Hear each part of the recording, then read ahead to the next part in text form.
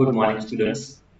सो चलिए स्टार्ट करते हैं हमारा next session that is on performance management subject. तो स्टार्ट करते हैं with very light topic that is our relevant costing. So relevant costing क्या है, किस तरह से आपको रिलेवेंट कॉस्टिंग के क्वेश्चंस अटेम्प्ट करने हैं। You will gate exact knowledge with explanation plus practical solve questions. So you will get every detail in this session also. चलिए स्टार्ट करते हैं what's the relevant costing is. तो सबसे पहले relevant costing का सबसे पहले एक्सप्रेशन समझ लेते हैं कि क्या एक्चुअली रिलेवेंट कॉस्टिंग कहना चाहता है, what it talks about. So definition पे देखते हैं कि क्या है एक्चुअल में डेफिनेशन। रिलेवेंट कॉस्ट का नाम से आपको समझ में आया कि रिलेवेंट यानी कि वो जो ऐसा कॉस्ट जो फ्यूचर में इंकर होने वाला है and that will change your decision. अगर आपका वो डिसीजन चेंज कर सकता है, ऐसा कोई खर्चा आप करने वाले हो इन फ्यूचर जो कि इंक्रीमेंटल है और वो बाद में होने वाला है और उसकी वजह से आपका डिसीजन चेंज हो रहा है depending on decision you make. अगर आप डिसीजन ले रहे हो ऐसा कुछ और आपका ऐसा कोई खर्चा हो गया जो कि फ्यूचर में होने वाला है, तो वो खर्चा हो गया that means your decision make affect that cost. तो ऐसा कोई कॉस्ट है that is our relevant cost. Relevant cost को एग्जैक्ट लेवल समझ में कि ऐसा कोई खर्चा है जो होने वाला है and that is incremental plus it will change. So change भी होना चाहिए एंड फ्यूचर में होना चाहिए। ऐसा नहीं है कि पुराना हो खर्चा, पुराना खर्चा is not relevant at all. If a cost will happen anyway, ऐसा कोई खर्चा है कि जो होके ही रहेगा एंड और या फिर हो चुका है ऑलरेडी, पास्ट में हो चुका है या फिर आपके डिसीजन से वो अफेक्ट नहीं हो रहा, यानी कि आप ऐसा कोई डिसीजन लो तो या तो वो आपके लिए रिलेवेंट नहीं है या तो वो हो चुका है already that is called sunk cost, जैसे हिस्ट्री में हो चुका है पुराना, या ऐसा कोई खर्चा है जो होने वाला है आपके डिसीजन से कोई अफेक्ट नहीं है। आप डिसीजन हाँ डिसीजन लो या ना लो, that cost will happen anyway or anyhow, so that is not relevant for you. So उसको आपको करना है इग्नोर, जस्ट इग्नोर देना, वैसे खर्चों को आपको इग्नोर करना है। तो चलिए स्टार्ट करते हैं कि एक सिंपल एनालॉजी देखते हैं कि क्या है एक्चुअली में, किस तरह की आप एग्जांपल देखो कि किस तरह से आपको रिलेवेंट कॉस्टिंग को कंपेयर करना है। क्या रिलेवेंट कॉस्टिंग का मतलब क्या होगा with the help of this example. Imagine you are deciding whether to go for a weekend trip. चलो आपने डिसाइड किया कि आप वीकेंड ट्रिप पे निकलते हैं। तो जब वीकेंड ट्रिप पे आपने डिसाइड किया कि हम वीकेंड ट्रिप पे जाने वाले हैं, तो आपने डिसाइड किया हम कार से जाएंगे, ठीक है। तो जब आपने कार से जाना डिसाइड किया, the petrol already in your car tank, जो ऑलरेडी पेट्रोल आपकी कार की टैंकी में था, that is irrelevant because you already paid for it, क्योंकि आपने उसका ऑलरेडी पेमेंट करके रखा था, यू ऑलरेडी पेड। अब आप उसका डिसीजन जो है, आपने जो डिसीजन लिया कि चलो वीकेंड ट्रिप पे जाते हैं, वो डिसीजन लेने की वजह से क्या आपका जो कार का जो टंकी में जो पेट्रोल था, क्या उसका खर्चा बढ़ गया या उसका कुछ हुआ, पुराना जो ऑलरेडी टंकी में पेट्रोल था? The answer is no, because you already paid for it and that is your sunk cost या historical cost, that is literally not relevant for this weekend trip decision, क्योंकि ऑलरेडी मेरे पास पड़ा हुआ था and I can use that, otherwise I will use that for my regular day job, whatever the things is. So that is irrelevant cost and that is that we can ignore. Second, extra petrol you will need for the trip, that is relevant because this will incur, वो future में होने वाला है and based on that weekend trip पे होने वाला है। तो एक्स्ट्रा कॉस्ट आप इंकर करने वाले, एक्स्ट्रा पेट्रोल आप भरने वाले हो during your journey, that is on futuristic भी है और इंक्रीमेंटल भी है, उसकी वजह से आपका खर्चा बढ़ भी रहा है ना। अगर आप नहीं जाते तो वो खर्चा नहीं होता, अगर आप वीकेंड पे ट्रिप पे ना जाते तो वो खर्चा नहीं होता ना पेट्रोल का, ठीक है। तो दैट इज फ्यूचर में भी होने वाला है और इंक्रीमेंटल भी है, खर्चा बढ़ भी रहा है, अदरवाइज नॉर्मली चलती है आपकी life day to day life, ठीक है। तो ये हमारे लिए हो गया relevant and this is your relevant cost for this weekend trip decision. Your alternative plan, अब देखो यहाँ पे एक और प्लान दिया है कि अगर आप इस वीकेंड ट्रिप पे ना जाते, इफ यू डिसाइड कि हम इस वीकेंड ट्रिप पे नहीं जाते, तो हम क्या कर सकते हैं। अल्टरनेटिव सॉल्यूशन क्या है, उसका अल्टरनेटिव वे है, alternative plan was to work overtime. अगर आप इस वीकेंड ट्रिप पे ना जाते तो आप अपना घर पे यानी कि अपने ऑफिस पे ओवरटाइम करते और उस ओवरटाइम से आप 3,000 रुपए कमा सकते थे। लेकिन यू डिसाइड कि you want to go for a weekend trip, so that's why this 3,000 is your opportunity cost. Why opportunity cost? Because you had an opportunity to earn something extra if you don't go for a weekend trip, but you are going for a weekend trip, so this may be a relevant cost. This is absolutely a relevant cost because अगर आप वहाँ weekend trip पे ना जाते ना, तो आपको ये 3,000 रुपए कमाने का मौका था एंड वो मौका आपने गवा दिया। Imagine like this.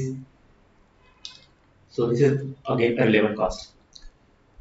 Fourth one, your car insurance, देखो अपने अपनी कार का इंश्योरेंस एनुअल एनुअल बेस पे आपको लेना ही पड़ता है, ठीक है। फॉर योर कार का रिपेयर एंड मेंटेनेंस में एंड एनुअल है तो ऑब्वियसली इंश्योरेंस होना चाहिए आपके पास कार का। तो जो कार का इंश्योरेंस है ना वो भी इररिलेवेंट है, because it will not affect any how.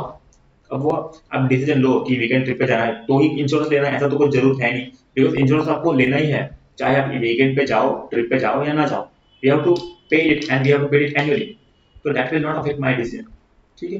So that is irrelevant cost, clear। So this is the simple analogy, so we can compare this analogy for every kind of business situation, every kind of example we can compare this।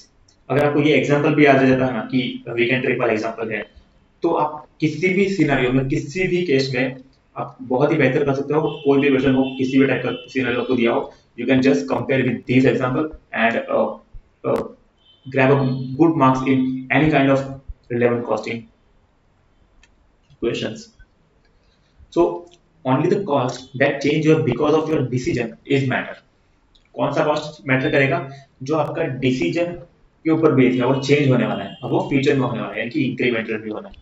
तो जैसे कि ये है petrol आपने extra करवाया वो, और अगर आपने पेट्रोल, अगर आपने वीकेंड ट्रिप पे ना जाते तो आपके पास एक अपॉर्चुनिटी था कि आप 3,000 रुपये कमा सकते थे ओवर टाइम करके, सो that you lost, so that is also relevant cost for you.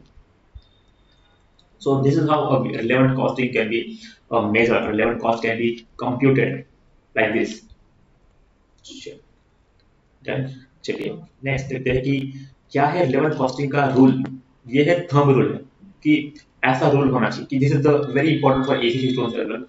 चलिए देखते हैं कि what's the relevant cost is. It must be futuristic होना चाहिए कि फ्यूचर में होने वाला है, बिकॉज पास्ट कॉस्ट जो है, जो ऑलरेडी स्पेंड हो चुका है, कैन नॉट चेंज, वो तो चेंज हो नहीं सकता, आपने ऑलरेडी खर्चा कर दिया है, सो दैट इज योर इररिलेवेंट। तो पास्ट कॉस्ट को सबसे पहले आपको इग्नोर करना है, फ्यूचर में होने वाला होना चाहिए।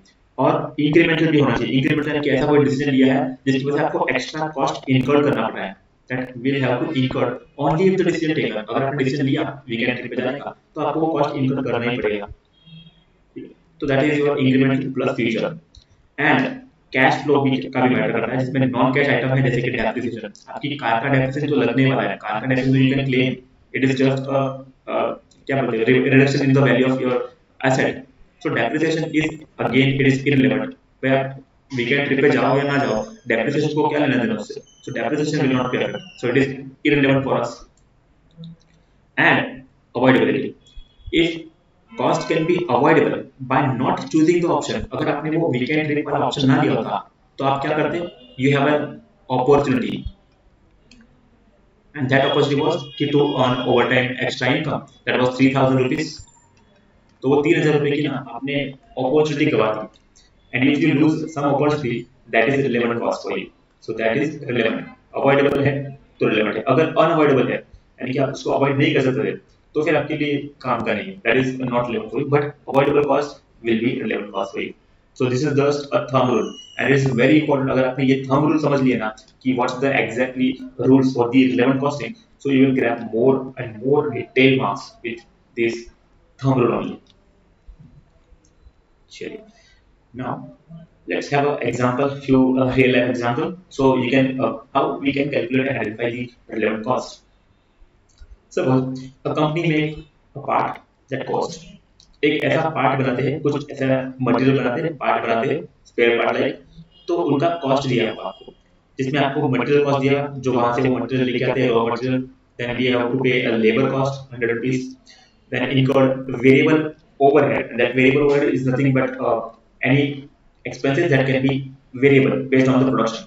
so ऐसा तो प्रोडक्शन का खर्चा है जो वेरिएबल है, जो कि चेंज होता जाएगा, and the one is fixed overhead जो कि चेंज नहीं होने वाला, that is absorb already, because fixed overhead ऐसा खर्चे थे कि जो आप पे करने वाले हो, चाहे आप ये डिसीजन लो, मेक और बाय का डिसीजन लो या ना लो।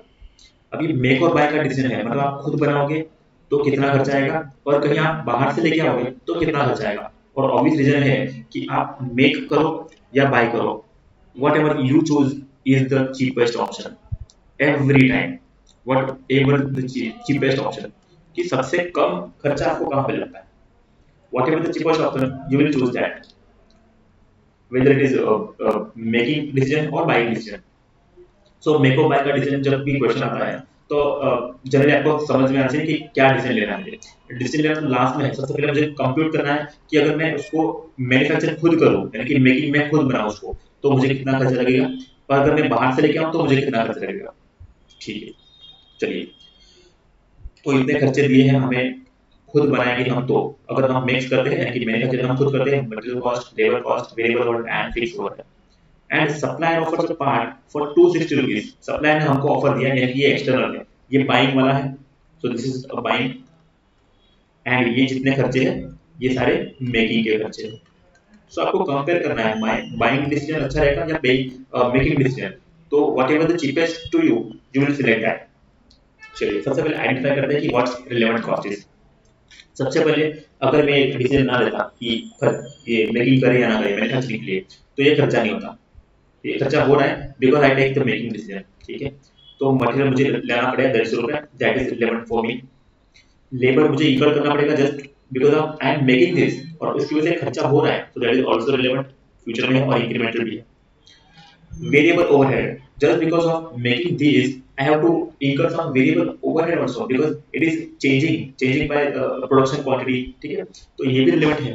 Material, labour and variable overhead are always relevant for the making decisions.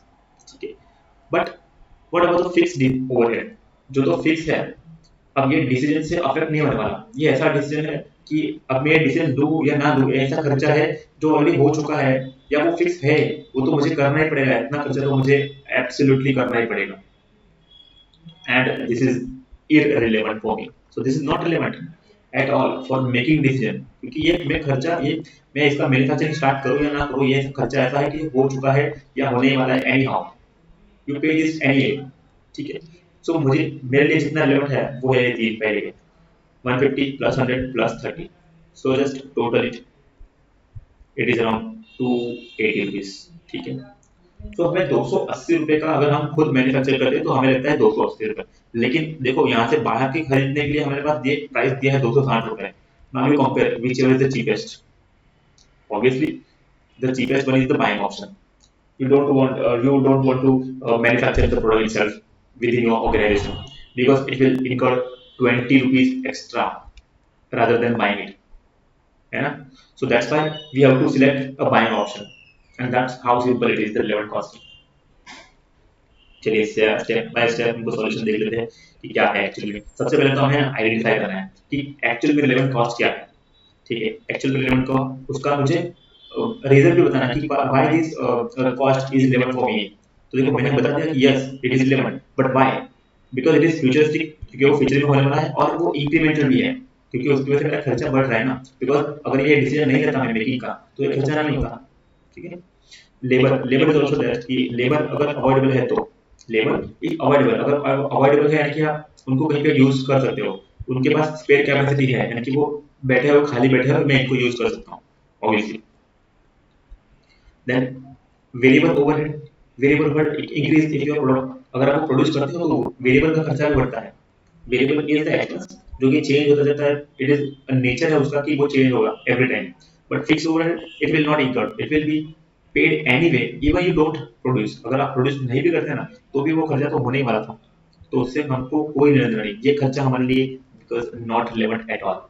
So what relevant is, that's the three one, material, labor and overhead, they are the relevant, so it will cost around 280 rupees, and then we have to compare कि 280 में खुद बनाए या बाहर से लेके आए, बाहर बाय करें, तो 260 में बाय कर रहे हैं एंड 280 में मेकिंग कर रहे हैं, तो what is the cheapest, cheaper to buy, obviously हमको बाय करना चाहिए because it is saving my 20 rupees per unit, and is must use cost.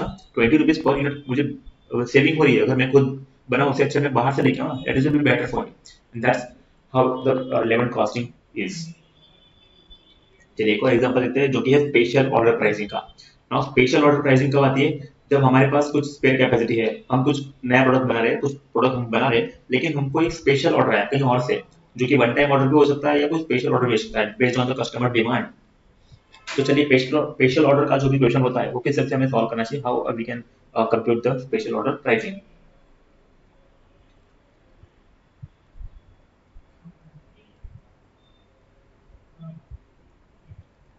चलिए एग्जाम्पल देते हैं। जो product normally sells for 500 rupees, ठीक है, आपका एक प्रोडक्ट है जो आप नॉर्मली 500 रुपए में बेच रहे हो, the customer offer to buy 200 units for 350 rupees each. ठीक है, किसी एक कस्टमर का मुझे ऑर्डर आया कि मुझे 200 क्वांटिटी चाहिए एट 350 रुपीज ईच, लेकिन मैं तो उसको 500 में बेच रहा हूँ। तो आई हैव टू डिसाइड कि क्या मेरा कॉस्ट निकल रहा है 350 रुपये में बेचने के बाद भी, क्या मुझे कॉस्ट अभी भी कम है? अगर मेरा कॉस्ट 350 से कम है, it is less than 350, so I should accept the offer because cost is less than 350 and he is offering me 350 rupees as a selling price, so I should accept. But if my cost is more than or equal to 350 now, I would not to prefer that offer because 350 रुपए तो मुझे वो दे रहा है और 350 से ज्यादा मेरा अगर खर्चा हो गया तो मेरा कोई मतलब ही नहीं है, it will incur loss to me, I will not go for this special order if this case happens. ठीक है, चलिए तो हमें कुछ बता दिया गया है कि नॉर्मल कॉस्ट पर यूनिट हमारा कितना है। ठीक है, तो material cost is given at 120, labour is 150, variable overhead that जो कि चेंज होने वाले हैं तो they are 40 rupees and fix overhead 100 rupees, जो वो तो अनअवॉइडेबल है। कहते यानी कि ये मुझे अवॉइड करूँ या ना करूँ मेरा डिसीजन को कोई मतलब है ही नहीं, तो अनअवॉइडेबल है तो इसका मतलब इररिलेवेंट है। इररिलेवेंट यानी कि अब मेरे इसका कोई काम नहीं, that's not at all relevant.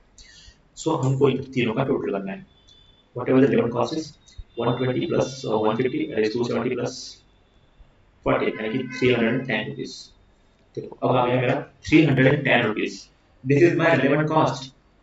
अब देखो मैंने पहले बता दिया कि डिसीजन हमारा क्या होने वाला है, तो आपको पहले डिसाइड करना है कि क्या डिसाइड कर सकते हैं हम। एग्जैक्ट फाइनल कैलकुलेशन मैंने पहले बता दिया था, बट कैलकुलेशन बाद में किया, तो पहले आपको रेडी होना चाहिए कि एग्जैक्टली वो पूछ क्या रहे हैं, कंप्यूट क्या करना है एंड फाइनल डिसाइड क्या करना है। बिकॉज ऐसे क्वेश्चन ना थोड़े एनालिटिकल क्वेश्चन होते हैं, तो this are the analytical questions. चलो अब हम आराम से हम कह सकते हैं कि देखो हमको कॉस्ट पड़ रहा है 310 रुपए में and he is offering me 350 rupees, so obviously I should accept this offer. Why? Because I am getting 40 rupees extra as a contribution, as a profit। 40 rupees का profit हो रहा है मुझे, why I should avoid this? I should every time I will take this offer because it is beneficial for me, so I will accept this offer। Simple. देखो customer ने offer कितना दिया था 350 रुपए, हमारा 40 रुपए का हमको मार्जिन मिला, बिकॉज हमारा रिलेवेंट कॉस्ट तो सिर्फ 310 रुपए है ना। अब ये खर्चा तो मेरे लिए कुछ भी काम का नहीं है, बिकॉज वो तो होके ही रहेगा, कस्टमर मुझे ऑर्डर दे या ना दे, ये तो खर्चा ऐसा है कि मेरा होने ही वाला है। So what's the relevant cost is, relevant cost is just 310 rupees, तो मुझे प्रॉफिट मिल रहा है 40 रुपए पर यूनिट का and I should accept this offer anyhow because it is beneficial for me. चलिए एक और क्वेश्चन देखते हैं जो कि है मटेरियल इन स्टॉक। अगर हमारे पास कुछ स्टॉक में मटेरियल है जो कि स्टॉक पर पड़ा हुआ है, we already have a material, ठीक है, इन स्टॉक, तो उसे किस तरह से कंप्यूट करना है, और कोई स्पेशल ऑर्डर आता है हमारे पास तो क्या कर सकते हैं। चलिए देखते हैं। You have material x costing 20 rupees पर केजी, ठीक है, 1 किलो का आपको 20 रुपए का कॉस्टिंग में आपका एक मटेरियल है एक्स करके, वो आपके पास ऑलरेडी है एंड यू ऑलरेडी बाउट, मतलब आपके पास ऑलरेडी पड़ा हुआ है स्टॉक में, ठीक है। तो देखो यहाँ पे दो सिचुएशन है, material A can be reused. अब ये जो मटेरियल ए आपके पास जो पड़ा है ना, लेकिन वो मटेरियल ए ना आप किसी और प्रोडक्शन के लिए यूज करने वाले हो, something like your normal production या दूसरे प्रोडक्शन के लिए, और वो प्रोडक्शन में रेगुलर बेस पे यूज हो रहा है। अगर मैं वहां से मटेरियल एक्स को उठा लूं मेरे स्पेशल ऑर्डर के लिए, ठीक है, तो मेरा जो रेगुलर प्रोडक्शन है ना वहां पे मटेरियल का स्टॉक खत्म हो जाएगा। अगर वहां पे मटेरियल का स्टॉक खत्म हुआ है तो वहां पे मुझे प्रॉफिट नहीं मिलेगा, वहां से मुझे कंट्रीब्यूशन का लॉस हो सकता है, कंट्रीब्यूशन आई कैन लूज, ठीक है, एंड आई डोंट वांट कि मेरा कंट्रीब्यूशन लूज हो जाए। तो अगर मेरा कंट्रीब्यूशन वहां पे लूज हो रहा है तो that is relevant for me ना, because this must be the effective, क्योंकि वो अगर मेरा कंट्रीब्यूशन कम हो गया तो मेरे लिए तो वो नुकसान है, और नुकसान है मतलब वो खर्चा है मेरे लिए, that is your contribution lost या कंट्रीब्यूशन, या उसे हम अपॉर्चुनिटी कॉस्ट भी कहते हैं। ठीक है, चलिए तो दो सिचुएशन दिए।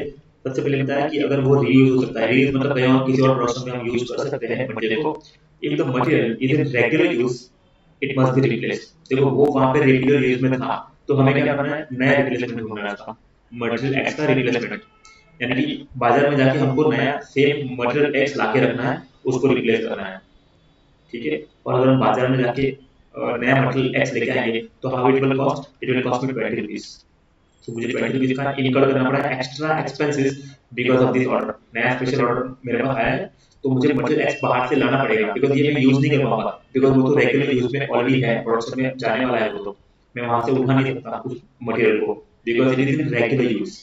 ठीक है, तो रिलेवेंट कॉस्ट क्या होगा हमारे लिए? Replacement cost. रिप्लेसमेंट कॉस्ट यानी कि नया मार्केट में जो भी आप नया चीज खरीद के लेके आओगे, यानी कि purchase price, you can say purchase price of material. Material को हमें नया परचेज करना पड़ेगा बिकॉज हम इसको यूज नहीं कर सकते थे ना, पुराना वाला तो रीयूज हो सकता था, जो मटेरियल स्टॉक में पड़ा है वो तो किसी और प्रोसेस में यूज होने वाला था, तो we can't use that.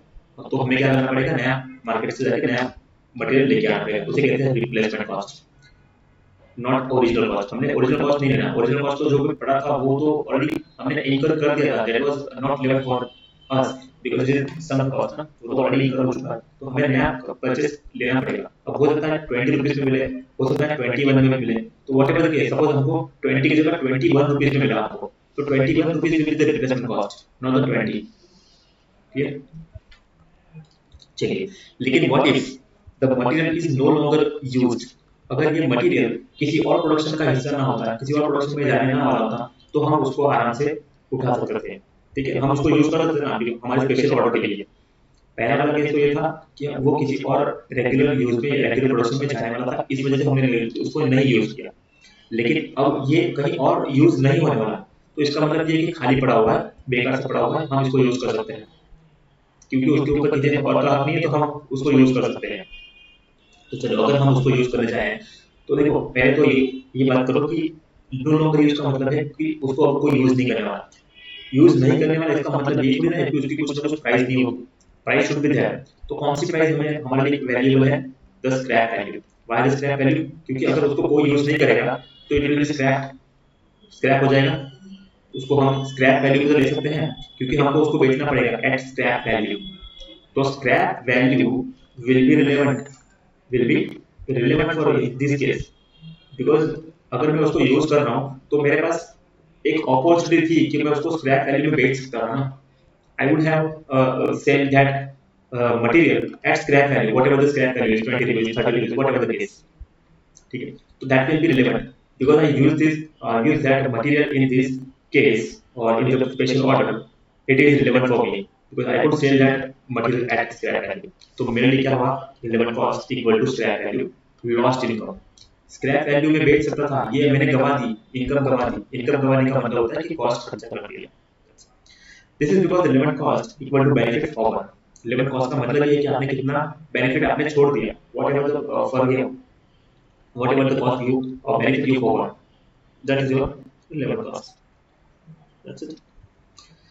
Now let's understand the concept of opportunity cost. Simple and crystal clear. ठीक है, चलिए देखते हैं definition देखते हैं कि what's the opportunity cost is. Opportunity cost is the benefit you've given up. Given up, आपने छोड़ दिया उस benefit को, आपने नहीं लिया by choosing one option over another. मतलब एक ऑप्शन छोड़ के आपने दूसरा ऑप्शन लिया, तो दूसरा ऑप्शन अगर आपने ऑप्शन दूसरा ऑप्शन सिलेक्ट किया है तो इसका मतलब ये कि आपने ऑप्शन एक छोड़ दिया, तो ऑप्शन एक को छोड़ने का कितना खर्चा होगा, कितना बेनिफिट उससे हो सकता है।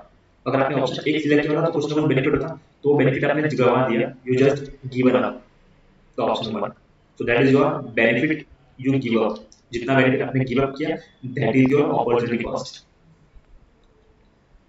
चलिए सिंपल लाइफ एनालॉजी देखते हैं। Let's suppose you have one free hour, एक घंटा आपके पास ऑलरेडी फ्री पड़ा हुआ है, सो आपके पास दो ऑप्शन है, आइदर यू स्टडी और either watch Netflix.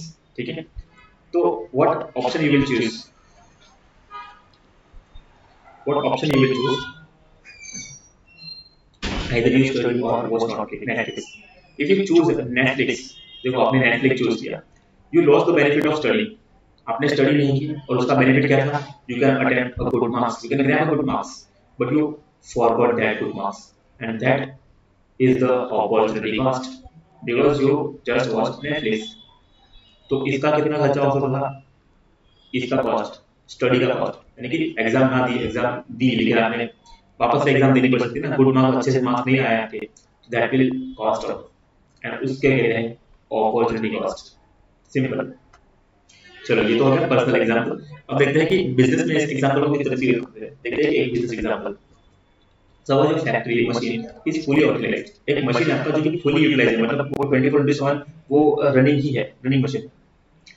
If you accept a special order, suppose आपने एक स्पेशल ऑर्डर लिया कहीं और से, बाहर से एक स्पेशल ऑर्डर आया, तो you must sacrifice the producing 100 units of your regular product. एक मशीन है जो कंटिन्यूसली यूज कर रहा है और वो प्रोडक्ट बना रहा है, कोई नया रेगुलर प्रोडक्ट बना रहा है वो, ठीक है, regular product he is producing. तो अगर आपने कहीं और से एक नया ऑर्डर आया, तो आपको क्या करना पड़ेगा, you have to stop that machine, कि आप रेगुलर प्रोडक्शन छोड़ दो, you just skip some time, कि कुछ टाइम के लिए मुझे स्पेशल ऑर्डर आया है तो मैं स्पेशल ऑर्डर फुलफिल करा देता हूँ। तो आपने क्या किया कि जो रेगुलर प्रोडक्शन चल रहा था ना उसको स्टॉप कर दिया। तो मतलब ये आपने यहाँ से जो कॉन्ट्रीब्यूशन होने वाला था, उसका जो भी बेनिफिट होने वाला था ना, वो आपने गंवा दिया। Given up you just given up the opportunity, कि यहाँ से भी आप कमा सकते हैं ना, रेगुलर प्रोडक्शन आपको कुछ ना कुछ प्रोडक्ट करके दे रहा था, then you can solve, and उसमें से जो भी वेरिएबल कॉस्ट मिलता है उसको हटाने के बाद आपको कुछ ना कुछ कॉन्ट्रीब्यूशन तो मिलता होगा, तो वो कॉन्ट्रीब्यूशन आपने गंवा दिया। और ऐसे कितने यूनिट्स पे आपने कॉन्ट्रीब्यूशन गंवा दिया, 100 यूनिट्स। आपने इसके 100 प्रोडक्शन स्टॉप कर दिया, 100 यूनिट्स की क्वांटिटी को प्रोडक्शन कर सकता था, लेकिन उसकी जगह पे आपने एक स्पेशल ऑर्डर एक्सेप्ट करने का डिसाइड किया। तो उसकी वजह से आपका 100 क्वांटिटी का आपका यूनिट्स जो है वो प्रोडक्शन स्टॉप हो गया, और एक प्रोडक्शन पे आपको 20 रुपीज का कॉन्ट्रीब्यूशन मिल रहा था। लेट्स सपोज 20 रुपीज का आपको एक प्रोड्यूस करने में 20 रुपीज का कॉन्ट्रीब्यूशन मिल रहा था, तो वो 20 रुपीज का जो कॉन्ट्रीब्यूशन है वो आपने फॉरगॉन कर दिया, छोड़ दिया उसको। तो ऐसे 100 यूनिट्स पे आपने वो छोड़ दिया था, तो कितना होता, your opportunity cost will B 100 units foregone, and 20 rupees the contribution margin you foregone. So that's how it is 2000 rupees का opportunity cost. This must be added to relevant cost. Relevant cost में इसको add करना चाहिए, because जो भी खर्चा होगा material का, जो स्पेशल ऑर्डर का जो भी खर्चा होगा ना, लेबर, मटेरियल, वेरिएबल ओवरहेड, वो तो है ही, उसके अलावा साथ में इसको ये भी ऐड करना चाहिए, क्या, अपॉर्चुनिटी कॉस्ट, बिकॉज आपने ये ऑप्शन सिलेक्ट किया, दूसरा ऑप्शन छोड़ दिया, तो उसके लिए आपका ये भी कॉस्ट इंक्लूड होना चाहिए in the relevant cost. That's how it is. चलिए क्विकली समराइज कर लेते हैं कि एग्जैक्टली अभी हमने रिलेवेंट कॉस्टिंग में कौन से टॉपिक्स कवर किए। तो रिलेवेंट कॉस्ट का मतलब होता है एक तो फ्यूचर में होने वाला cost, plus incremental cost, plus avoidable cash flow होना चाहिए। अवॉइड कर सकते हैं ऐसा कोई कॉस्ट हो तो हमारे लिए काम का है। Unavoidable cost is not relevant for is, जैसे कि डेप्रिसिएशन, जैसे कि फिक्स कॉस्ट जो गोडाउन का रेंट है, या फिक्स कॉस्ट जो है वो सारे अनअवॉइडेबल कॉस्ट है, they can be avoided, they can not be avoided, unavoidable है। ठीक है, अगर अवॉइड कर सकते हैं तो that is our relevant cost.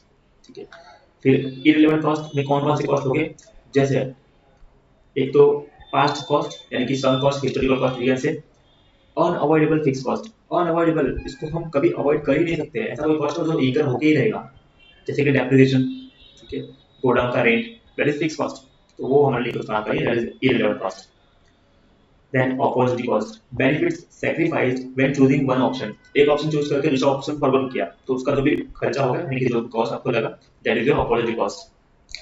Then replacement cost is relevant when material must be replaced, अगर आप मटेरियल को रिप्लेस कर सकते हो, जैसे मैंने पुराना एग्जांपल दिया कि मटेरियल मेरे पास है लेकिन वो रेगुलर यूज में है, रेगुलर यूज में है तो मैं उसको तो यूज नहीं कर सकता, लेकिन दूसरा रिप्लेस करके लेके आ सकता था, तो उसके लिए मुझे क्या करना पड़ेगा, रिप्लेसमेंट कॉस्ट, मार्केट में जाके नया खरीदना पड़ेगा मुझे material, and that is our replacement cost. लेकिन ऐसा कोई प्रोडक्ट है जो जिसका कोई फ्यूचर यूज ही नहीं है, अगर फ्यूचर यूज नहीं है तो मैं उसको मेरे प्रोडक्शन में यूज कर सकता था, स्पेशल ऑर्डर के लिए यूज कर सकता था, लेकिन अगर मैं इसको स्पेशल ऑर्डर में यूज किया तो I will lose that scrap value income.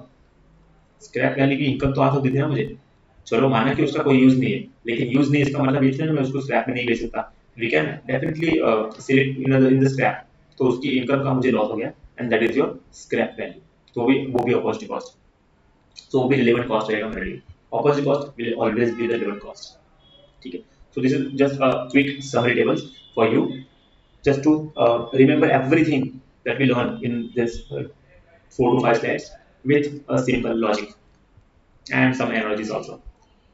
चलिए अब बात करते हैं, कुछ प्रैक्टिस क्वेश्चन करेंगे, so that you exactly know कि जो जो हमने अभी तक पढ़ा है उसको एक्चुअली अप्लाई कैसे करना है, कहाँ करना है। ठीक है, चलिए स्टार्ट करते हैं, कुछ क्वेश्चंस देखते हैं। Question 1, relevant cost of material. चलिए देखते हैं कि रिलेवेंट कॉस्ट किस तरह से हमने फाइंड करना है। A product requires 10 kg of material X, एक मटेरियल है X नाम सा, उसका आपको 10 किलो चाहिए, ठीक है, 10 kg का प्रोडक्शन चाहिए। इन्वेंट्री की डिटेल्स आपको दी गई है। So you have a stock in hand, inventory details दिया मतलब आपके पास स्टॉक इन हैंड है, आपके पास ऑलरेडी एक स्टॉक पड़ा हुआ है इसका, ठीक है। Material X is in stock, ठीक है, समझ आ गया, मटेरियल एक स्टॉक में पड़ा है, 500 केजी पड़ा है आपके पास, ठीक है, लेकिन आपके कितना चाहिए, सिर्फ you need just only 10 KG, ठीक है। ओरिजिनली परचेज किया था हमने 12 रुपए पर केजी में, $12 पर केजी में आपने 500 किलो परचेज किया था, ठीक है।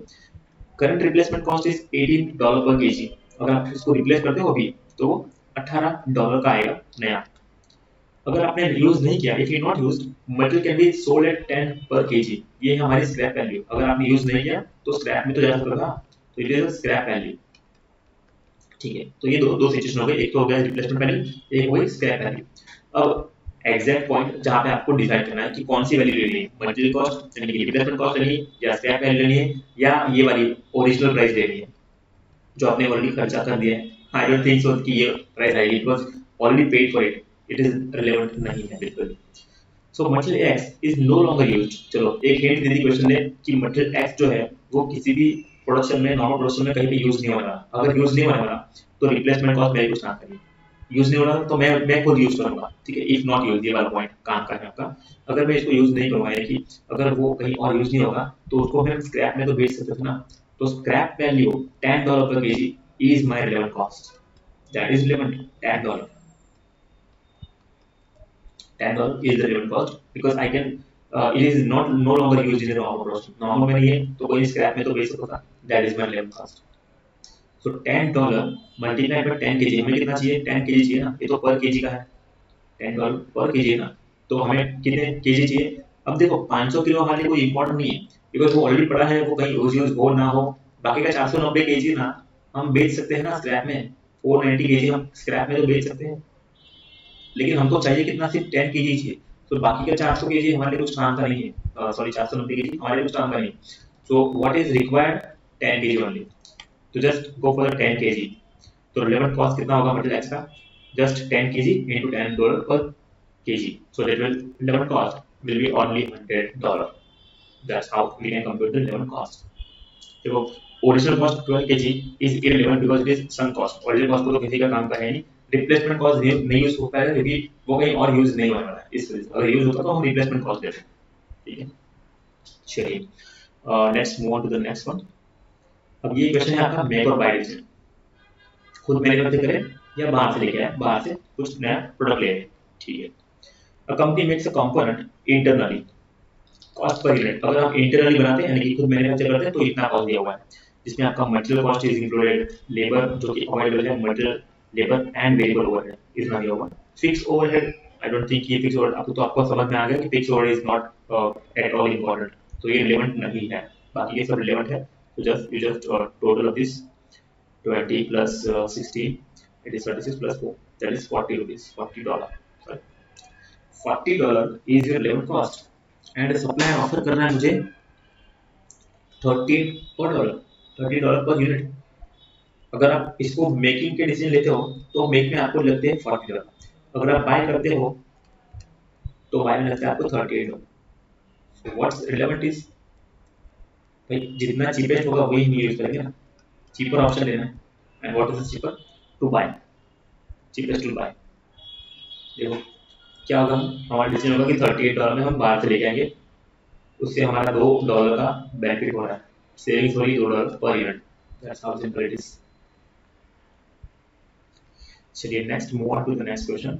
स्पेशल ऑर्डर की प्राइसिंग बिजनेस करने के लिए, स्पेशल ऑर्डर अगर आपको आता है तो क्या आपको स्पेशल ऑर्डर एक्सेप्ट करना है या नहीं करना, तो आपको दो सिनारियो देखने पड़ेंगे।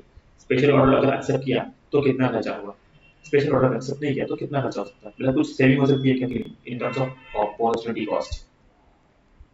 चलिए देखिए, यू हैव स्पेयर कैपेसिटी, आपके पास स्पेयर कैपेसिटी है, यानी कि मशीन की कुछ अलग फ्री कैपेसिटी बची हुई है, you can grab the special order in between जहाँ पे मशीन यूज ना हो रहा तब।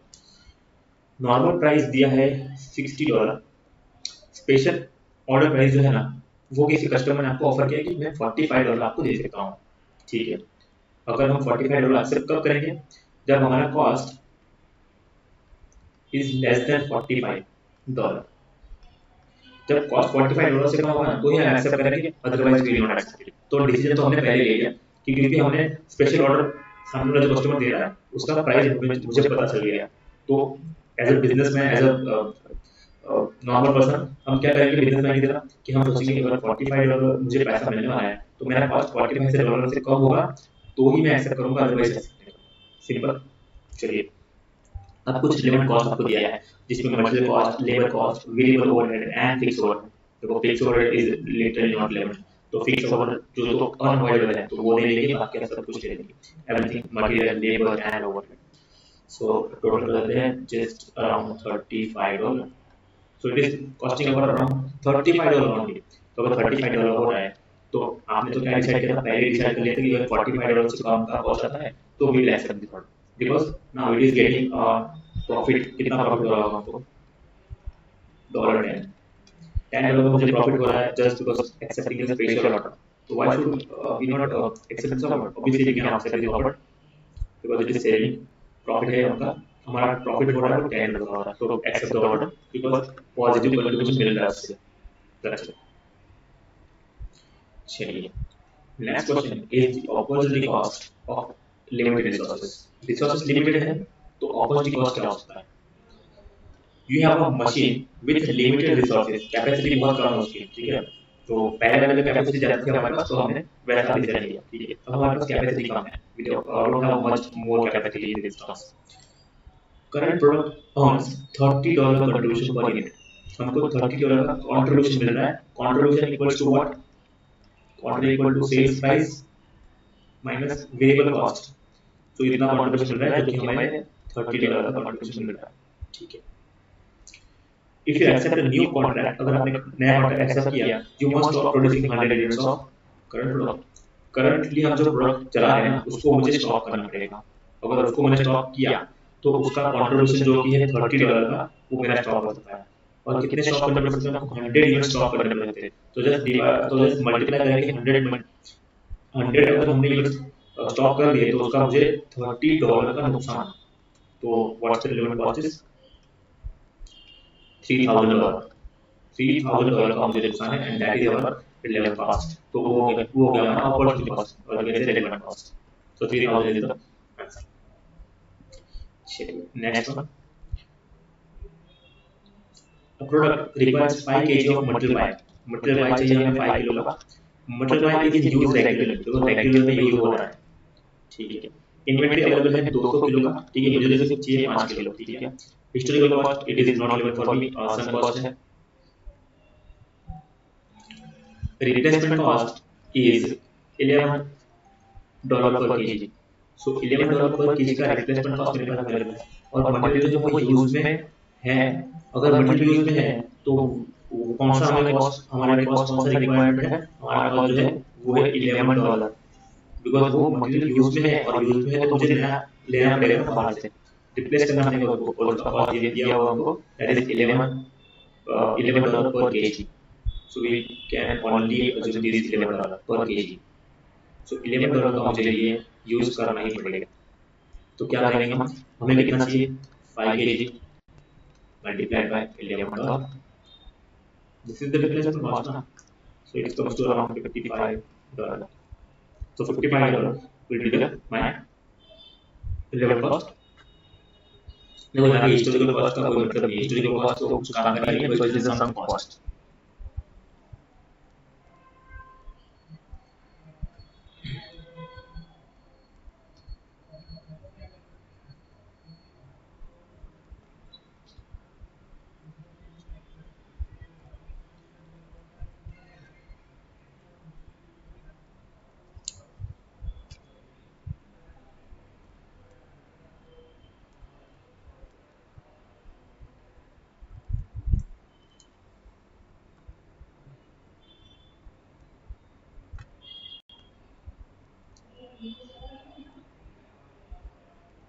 चलिए, वैसे शट डाउन और कंटिन्यू का ऑप्शन दिया हुआ है।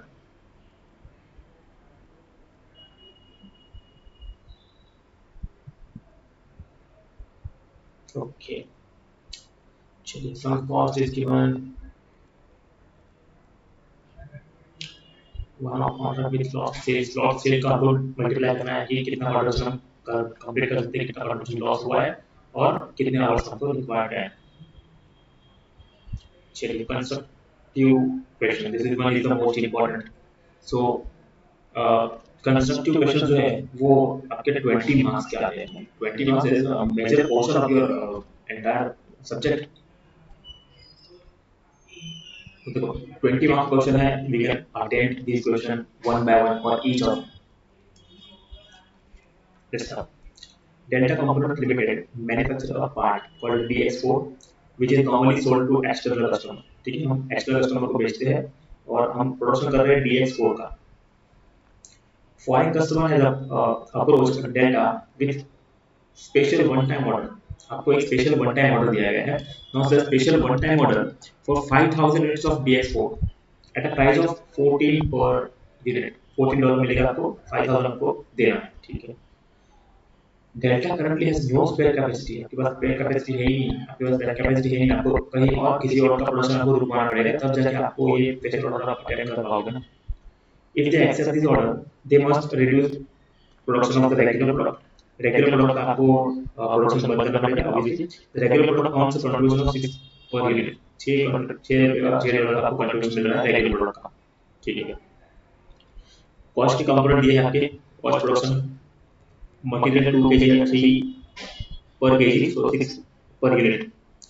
मटेरियल बी 1.5 kg जो कि स्टॉक में है 2 4 per kg, replacement cost 6 per kg and sale value 2 per kg। अब देखो मटेरियल के बारे में कहीं नहीं कुछ लिखा होगा कि मटेरियल बी का क्या काम है। देखो material A must be purchase fresh, अगर फ्रेश परचेज करेंगे तो $3 per kg का हमको प्रोवाइड है, तो $6 का सही है। ठीक है, material B is no longer used in production, normal production में है ही नहीं, हम यूज करने ही वाले। यूज अगर नहीं करेंगे तो कौन सा यूज, कौन सा स्क्रैप वैल्यू यूज, ये वाला वैल्यू जो वो हम पिकअप करेंगे scrap value. $2 per kg multiply by 1.3 that is our only 3 per unit। Direct labour overhead जो है all labour is paid only in the hours and work, जो काम करेगा तो ही आपको उसका पैसा मिलेगा। तो ये 4 जो है वो वैल्यूएबल वेरिएबल भी है, नो कैपेसिटी कंस्ट्रेंट भी नहीं है, मतलब फुली कैपेसिटेबल है तो वो हम यूज करेंगे। वेरिएबल ओवरहेड वो तो आने वाले हैं। ठीक है, फिक्स ओवरहेड तो चेंज होने वाली है तो हमारा उसका कुछ काम नहीं है, जीरो यहाँ पे कुछ नहीं होगा। तो टोटल कॉस्ट कितना है 6 + 3 9 4 40 13 + 2 15। ठीक है, चलिए देखते हैं कि if special order is accepted, production of 3000 units of the regular product must be stopped। 3000 production का 3000 यूनिट्स का आपको प्रोडक्शन स्टॉप करना पड़ेगा अगर हमने ये वाला ऑप्शन सिलेक्ट किया तो।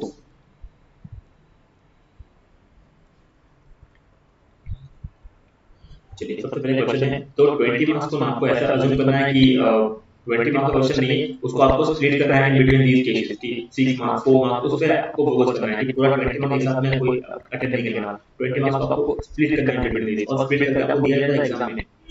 देखिए पहले क्या है कि पहले पूछा है कि identify the level cost per unit और स्पेशल ऑर्डर है तो उसका लेवल कॉस्ट क्या होगा वो हमें डिसाइड करना है। Calculate the total level cost of fulfilling the 5000 units of special order. ठीक है, वो 4 मार्क्स के लिए। Evaluate whether data should accept the offer or not। ठीक है, explain the concept of opportunity cost and apply it to this scenario। Apply भी करना है, देखिए कुछ पूरा थियोरेटिकल भी है और कुछ पोर्शन आपको कैलकुलेशन भी है।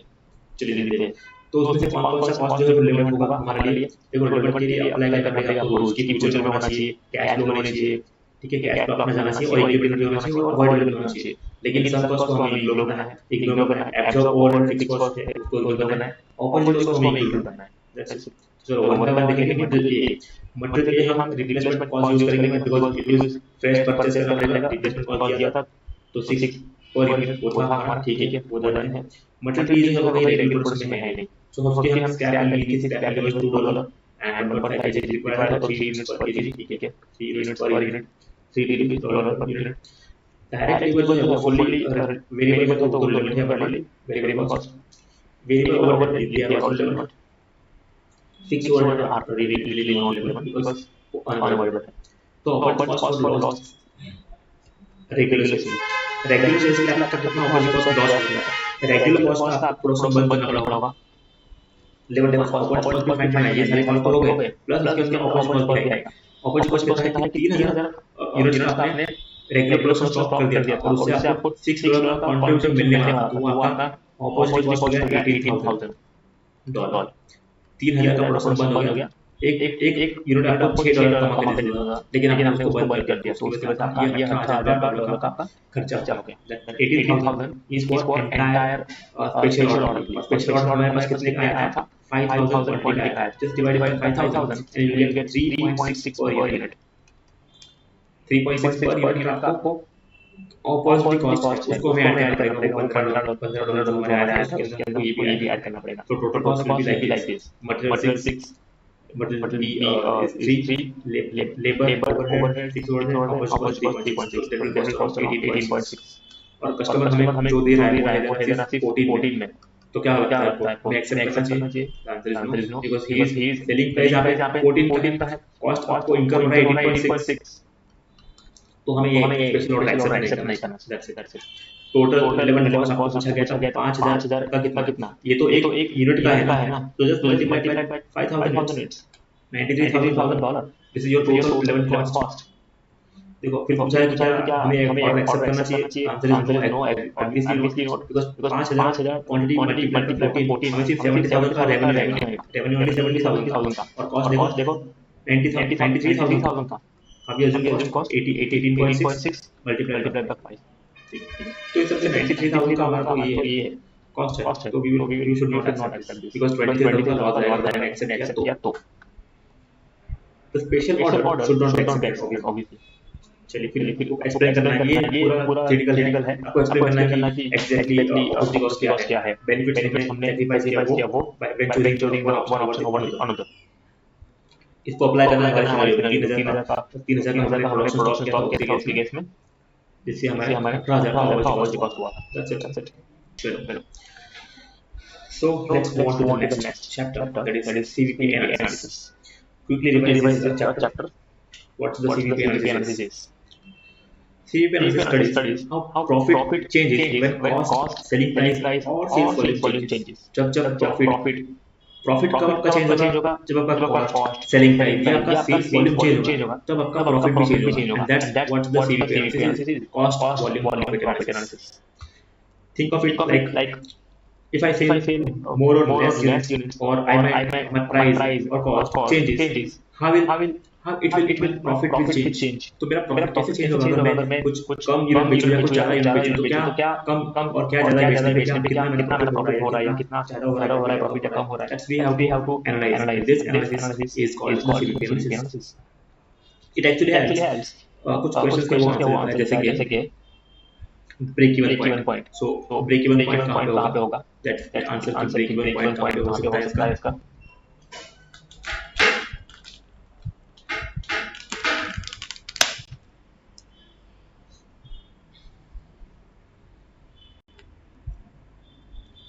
Then what sales volume gives target profit. See, sales volume target profit क्या होगा? target profit का आंसर मिलेगा आपको. What happens to increase if the cost increase? अगर profit के साथ क्या होगा? अगर cost increase होगा, profit आपका डाउन हो जाए, तो कैसे होगा?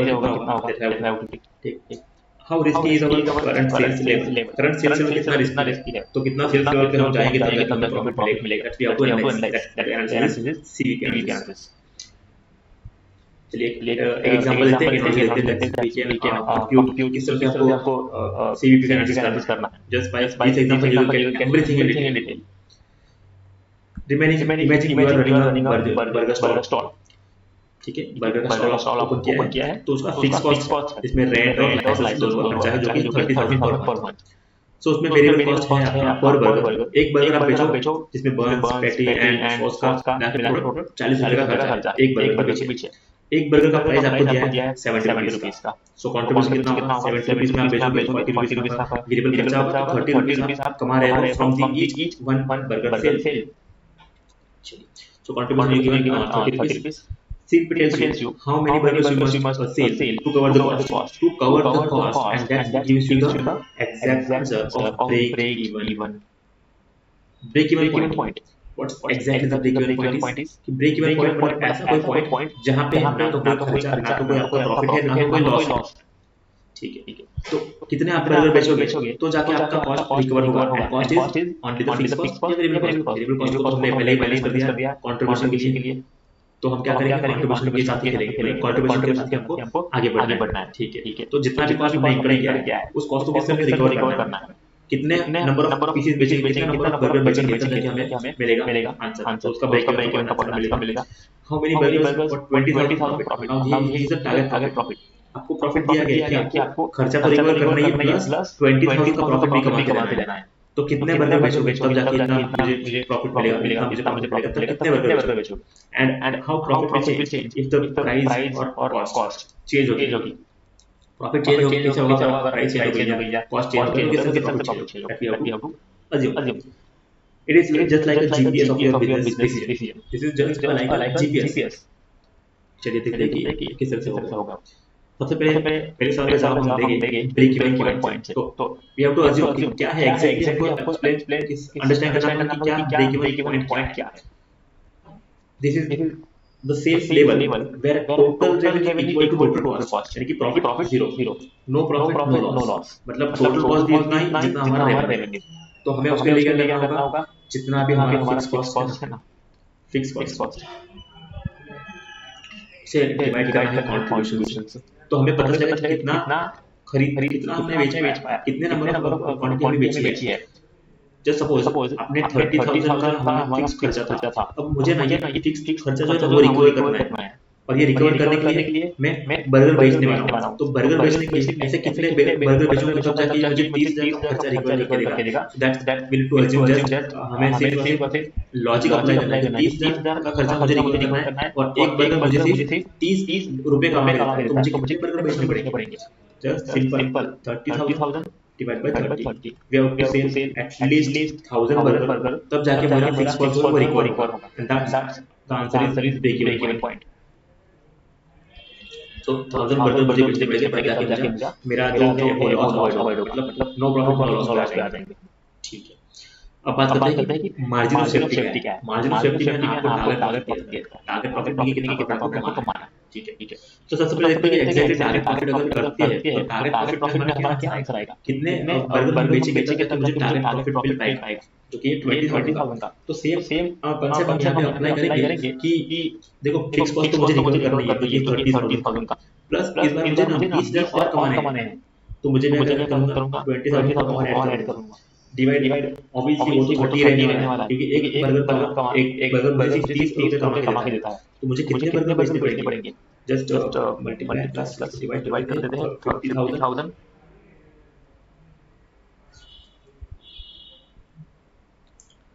50,000 divide by 30, so it is going to be around 1667। इतने बर्गर बेचेंगे तब जाके मेरा मार्जिन ऑफ सेफ्टी कितना प्रॉफिट मैं कमा पाएंगे। 20,000 का प्रॉफिट कमाना है तो मुझे इतने बर्गर बेचने पड़ेंगे। अब इसी बर्गर को मुझे 30 से डिवाइड 30 से मल्टीप्लाई कर दो, आपका आंसर आ जाएगा हाउ मच कंट्रीब्यूशन मार्जिन मिल जाएगा, यानी कि suppose 1667 multiplied by 30 that's give you around 5,000, sorry 50,000 क्या 50,000। सो 50,000 आगे 50,000 क्या है, उसमें से 30,000 का मेरा फिक्स कॉस्ट है और 20,000 मेरा प्रॉफिट है। तो मेरा टारगेट प्रॉफिट कितना होगा, 20,000 को मैंने अचीव कर लिया with the margin of safety. अब देखते हैं मार्जिन ऑफ सेफ्टी के लिए क्या करना है, क्या है फॉर्मूला याद नहीं रखेंगे तो भी चलेगा, जस्ट आपको लॉजिक क्लियर होना चाहिए। देखो मार्जिन ऑफ सेफ्टी का फॉर्मूला है actual sales minus break even sales. Break even sales मतलब वो 1000 वाले जो हमने सेल्स ऑलरेडी करके रखे हैं, वो 1000 बर्गर हमने बेचे वो हमारा हो गया break even sales.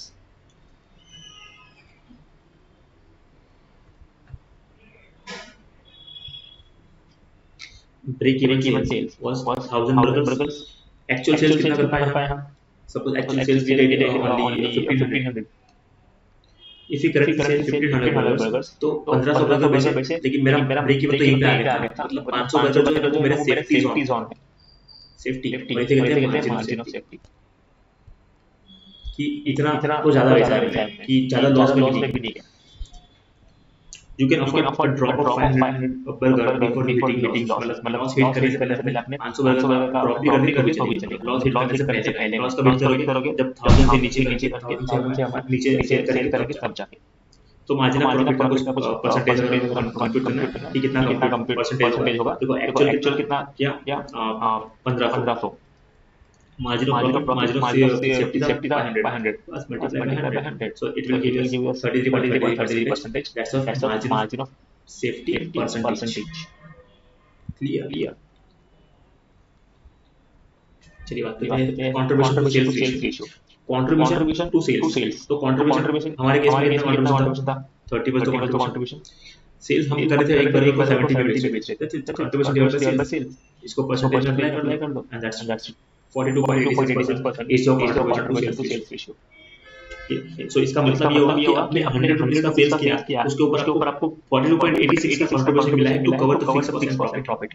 It is just to cover the fixed cost and profit. तो इसको हम कहां यूज करते हैं? सीएस रेशियो को, contribution to sales ratio. It is very useful for target profit calculation, target profit calculation के लिए use करते हैं हम. Then break even in revenue terms में break even लाने के लिए and multiple decision करने के लिए इसको यूज करता है. चलिए ब्रेक इवन यूज रेवेन्यू. अगर हमें रेवेन्यू का काउंट करना है या तो हमें सिर्फ नंबर्स मिले थे, हमें क्वांटिटी मिली थी. अगर ब्रेक इवन रेवेन्यू चाहिए तो हमें जहां पे हमने कंट्रीब्यूशन पर यूनिट किया था उसकी जगह पे सीएस रेशियो रखना है. वही कंट्रीब्यूशन पर यूनिट है तो मल्टीप्लाई उसको हमें सीएस रेशियो ट्रांसफर करनी है, कंट्रीब्यूशन रेशियो. तो 30,000 का हमारा फिक्स कॉस्ट था, डिवाइड करेंगे contribution ratio was 40.86% like this. So it will give us 70,000. And that 70,000 includes जो हमारा रेवेन्यू है, वही रेवेन्यू जो हमने $1 70 रुपए में बेचा था और कितने बढ़िया बेचे थे, 1000 बढ़िया बेचे थे 70 रुपए. तो हो गया हमारा 70,000 किया हमारा रेवेन्यू. चलिए बात करते हैं मल्टी प्रोडक्ट कंट्रीब्यूशन रेशियो किस तरह से फाइंड आउट होता है. मल्टी प्रोडक्ट मतलब एक नहीं दो तीन प्रोडक्ट बेच रहे हो, क्या होगा? तो ना सबसे पहले कैलकुलेट करना पड़ेगा weightage average. Weight average contribution sales ratio कितना है, और वेट एवरेज का मतलब होता है वेट्स. आपको वेट्स जैसे 60-40. अब दो चीज बेच रहे हो, एक प्रोडक्ट बेच रहे हो 60% बेच रहे हो और एक 40% प्रोडक्ट बेच रहे हो. 100 में से 60 चीजें आप प्रोडक्ट ए बेच रहे हो और 40 चीजें प्रोडक्ट बी बेच रहे हो. Suppose your cafe sales burger जिसका रेशियो है सीएस रेशियो है 50%. जो आप 60% ऑफ सेल्स मतलब आपने 100 आइटम बेची, उसमें से 60 आइटम आपने बर्गर बेची है और प्राइस आपने 40 बेची है. तो ये हो गया रेशियो. 60% इसका है, 40% इसका. बस इसको आपको मल्टीप्लाई करना आपने अलग-अलग जो रेशियो मिला है कंट्रीब्यूशन सेल्स, किसका कंट्रीब्यूशन कितना है उसके साथ. तो इसका कंट्रीब्यूशन 50% है तो 60 multiply by 50% and 30% multiplied by 40%. So that gives around 42%. This is weighted average. Weighted average CS ratio. Weighted average CS ratio. Use this for BEP and target profit. इसको हमें यूज करना है target profit और BEP calculation के लिए. चलिए target profit की बात करते हैं. What's the target profit? Target profit मतलब देखो fix cost target profit units में कितने से कंप्यूट करना है. फिक्स कॉस्ट दिया होगा प्लस टारगेट प्रॉफिट दिया होगा कि आपने फिक्स कॉस्ट है जैसे कि हमारे केस में 30,000 वाला fix cost and target profit हमें दिया था 20,000 का. ठीक है तो हमने क्या किया था 30 भी रिकवर करना है फिक्स कॉस्ट से और 20 का प्रॉफिट भी कमाना है. और एक बर्गर बेचने से हमें और सिर्फ 30 रुपीस का ही कंट्रीब्यूशन मिलता था. ऐसे तो हम क्या करेंगे 30,000 डिवाइड बाय 30 रुपीस का कंट्रीब्यूशन पर मार्जिन था बिकॉज़ टारगेट प्रॉफिट को दे दिया था. सो हमें 1600 बर्गर बेचने पड़ेंगे तब जाके हमारा रेवेन्यू हो पाएगा, तब जाके हम 20,000 प्रॉफिट कमा पाएंगे. That's what interpretation is. चलिए टारगेट रेवेन्यू की बात करें. टारगेट रेवेन्यू कितना होना चाहिए? टारगेट रेवेन्यू आपको करना क्या है? सिर्फ कंट्रीब्यूशन पर मार्जिन को हटा के आपको सीएस रेशियो ऐड करना है क्योंकि मार्जिन पर यूनिट हमको क्या करना है टोटल रेवेन्यू कितना होगा वो कंप्यूट करना है. तो fix cost that was given 50 plus target profit just was around sorry fix cost 30 था, टारगेट प्रॉफिट 20 था. ठीक है सो 50 हो गया ऊपर. ठीक है एंड सीएस रेशियो हमको दिया था 42.86%. सो जस्ट डिवाइड करेंगे इतना revenue. This is the target revenue. इतना रेवेन्यू करेंगे तब जाके मुझे 20,000 का प्रॉफिट मिलेगा. That's how we can interpret this. चलिए ब्रेक इवन को हम एक चार्ट के जरिए समझते हैं एग्जैक्टली ब्रेक इवन क्या होता है. ये जो हमने बर्गर वाला एग्जांपल लिया था उसके लिए देखो ये हमारा सेल्स रेवेन्यू. ऑब्वियसली सेल्स हमेशा 0 से स्टार्ट होता है. ठीक है लेकिन हमारा फिक्स कॉस्ट ऑलरेडी इनकम हो चुका था जो कि 30,000 था ना. तो देखो यहां पे 30,000 है 30,000 से ब्रेक हमारा फिक्स कॉस्ट चालू होगा. अब जैसा ये लाइन जो सेल्स की लाइन बढ़ती जाएगी एक पॉइंट आएगा जहां पे आपका जो फिक्स कॉस्ट जो इनकम होता है ना वहां पे वो फिक्स कॉस्ट को टच कर देगा and that line is the break even point. ये है हमारा ब्रेक इवन। देखो ब्रेक इवन की पॉइंट है ये हॉरिजॉन्टल लाइन, जो ब्लू वाली लाइन है वो ब्रेक इवन पॉइंट है। सो ये देन स्टैंडिंग ये हो रही है हमारी, स्टार्ट हो रही है फिक्स कॉस्ट वाली टोटल कॉस्ट लाइन। ये हमारी टोटल कॉस्ट लाइन स्टार्ट हो रही है फिक्स कॉस्ट से। सेल्स रेवेन्यू लाइन जो है स्टार्ट हो रही है 0 से, ये वाली sales revenue line shows BEP visually at 1000 burgers। ये हमारे भैया ये हमारा BEP है 1000 burgers, जहाँ पे हमारा फिक्स कॉस्ट भी रिकवर हो रहा है और टोटल कॉस्ट भी रिकवर हो रहा है। टोटल कॉस्ट का मतलब होगा variable cost plus fix cost. Profit above BEP, अब इसके ऊपर ये वाला जो पॉइंट है इसके ऊपर जितना कमाया, यानी ये वाला जो पॉइंट है, जैसे let's suppose this one point, ये जितना भी है ना, ये एरिया जितना भी कवर किया ना, ये वाला ये हमारा प्रॉफिट है। जितना मैं क्लियर कर रहा हूँ ये मेरा प्रॉफिट है, बिकॉज ये एरिया ऐसा है कि यहाँ तक का ना मेरा फिक्स कॉस्ट था, यहाँ तक का मेरा फिक्स कॉस्ट था और इतना मैं कमा रहा था। तो इसके ऊपर मैं जितना भी कमाऊंगा दैट इज माय प्रॉफिट, इससे ऊपर। और इससे नीचे ये वाला लॉस वाला इतने नीचे, क्योंकि 1000 से नीचे किया है और ब्रेक इवन कर दिया 1, तो वो मेरे लॉस की सिचुएशन। दैट्स इट, वही है क्वेश्चन।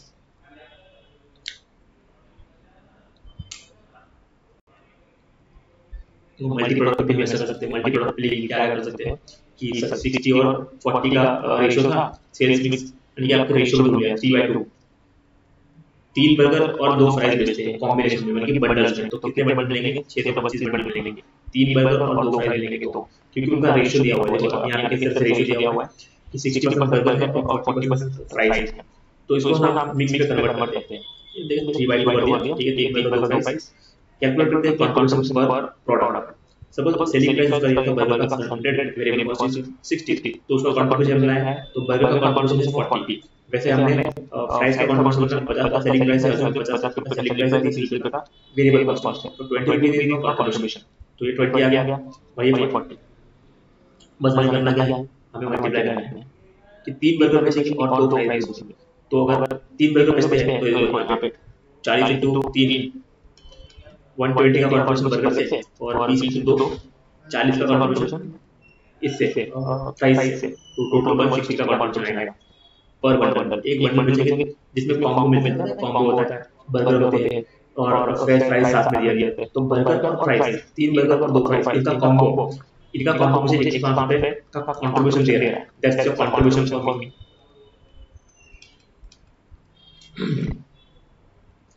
और फिक्स कॉस्ट दिया हुआ है, सपोज आपको फिक्स कॉस्ट दिया हुआ है 1 लाख रुपीस, तो कैलकुलेट करेंगे हम बीईपी। ऑब्वियसली फिक्स कॉस्ट को हमको इक्वल करना है, तो कंट्रीब्यूशन पर बंडल तो हमको मिल जाएगा। दैट इज आवर कितना रुपए का, दैट इज 160 पर बंडल। 160 रुपए एक बंडल का हमको कंट्रीब्यूशन मिल रहा है। तो 1 लाख रुपीस को मुझे इक्वल करना है, तो 160 दैट इज 625 बंडल मुझे बेचने पड़ेंगे।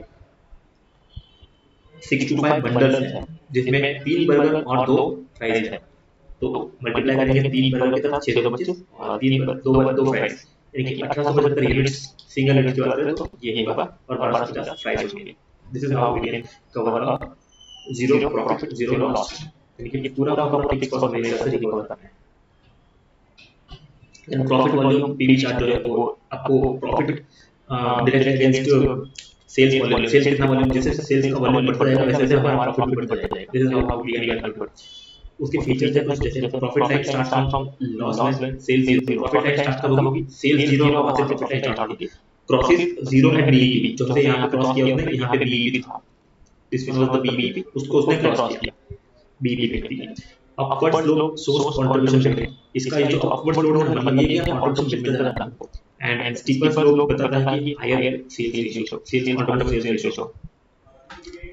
इजी इक्वेशन कैसे है, अगर PV line is steep, firm earns profit faster. Steep यानी बहुत ही तेजी से ऊपर जा रही है, and PV line is flat है तो firm needs to volume profit, profit को वॉल्यूम से बढ़ाना है, एक्स्ट्रा कुछ चीज और बेचनी पड़ेगी तब जाके आपको प्रॉफिट मिलेगा। That's how the simple logic is. चलिए बात करते हैं लिमिटेशंस क्या है सीवीपी की। देखो सीवीपी का अजम्पशन क्या है लिख लेते हैं और उसकी रियल लाइफ प्रॉब्लम लेते हैं। सबसे पहले सेलिंग कॉस्ट इज कांस्टेंट। देखो पहला अजम्पशन ये है कि सेलिंग प्राइस जो है वो हमारा कांस्टेंट है। वेरिएबल कॉस्ट जो है वो पर यूनिट कांस्टेंट रहेगा, पर यूनिट कांस्टेंट लेकिन कुछ चेंज होता है। कॉस्ट आर लाइन में चलेगी, यानी कि वेरिएबल चलेगी। सिंगल प्रोडक्ट और कांस्टेंट लिमिट्स दोनों भी हो सकते हैं। इन्वेंट्री लेवल्स को हम इग्नोर कर देते हैं इजी में। इसका लिमिटेशन है कि हम इग्नोर इन्वेंट्री के लेवल कितना पड़ा है, हमारे पास कितना स्टॉक पड़ा है, इसको हम इग्नोर करते हैं। और कैपेसिटी कंस्ट्रेंट भी नहीं देखेंगे, कैपेसिटी कितना है कितना नहीं है वो हम देख नहीं रहे, इसको हम इग्नोर कर रहे हैं ना, जो कि हमने लेवल कॉस्टिंग में ध्यान में लिया था, कैपेसिटी है कि नहीं वो भी देखा था पहले, ठीक है। तो this are the problems with the CVP analysis. ये लाइक प्रॉब्लम देखे जैसे कि discount, competition affect prices, discount दिया अगर कुछ कंपटीशन है तो वहां पे अफेक्ट हो रही प्राइस, लेकिन यहाँ पे तो अज्यूम कर रहे हैं कि सेलिंग प्राइस जो है वो कांस्टेंट है, तो ऐसा तो हो नहीं सकता। वेरिएबल कॉस्ट जो है वो जैसे हमने देखा बल्क डिस्काउंट या इन्फ्लेशन चार्ज चेंज हो गया तो वेरिएबल कॉस्ट हमारा चेंज हो सकता है, लेकिन ये तो अज्यूम करते हैं कि वेरिएबल कॉस्ट जो कांस्टेंट है, कॉस्ट लाइन में है, लेकिन marketing and logistics can steep fixed, ये फिक्स होते हैं, बता तो दिया कि है, लेकिन लॉजिस्टिक का खुद फिक्स होता है और मार्केटिंग भी फिक्स होता है जनरली रियल लाइफ, ठीक है। सिंगल प्रोडक्ट और constant mix, product mix changes frequently, हर बार आप 3 बर्गर और 2 फ्राइज राइस लो ऐसा जरूरी नहीं है, कभी कभी इसका आप रेशियो ऑफ चेंज भी करते हो, ठीक है, तो वो वहां पे दिक्कत देता है, सीक्वेंस प्रॉपर्ली हो नहीं पाता। Production does not equal to sales, क्योंकि आप इन्वेंटरी लेवल को इग्नोर करते हो, इन्वेंटरी को इग्नोर करना मतलब प्रोडक्शन और सेल्स को इग्नोर करना, this is how. And real life business have labour और मशीन लिमिट होती है, रियल लाइफ में आपको लेबर और मशीन की लिमिटेशन होती है कहीं ना कहीं, आप तो यहाँ पे सीवीपी में कोई लिमिट देख ही नहीं रहे हो, दैट्स नॉट, लेकिन हमने लेवल कॉस्टिंग में देखी थी, level costing that's why it is important. CVP assume करता है perfect world, but business operates in a massive world, ठीक है, तो परफेक्ट वर्ल्ड कभी होगा नहीं,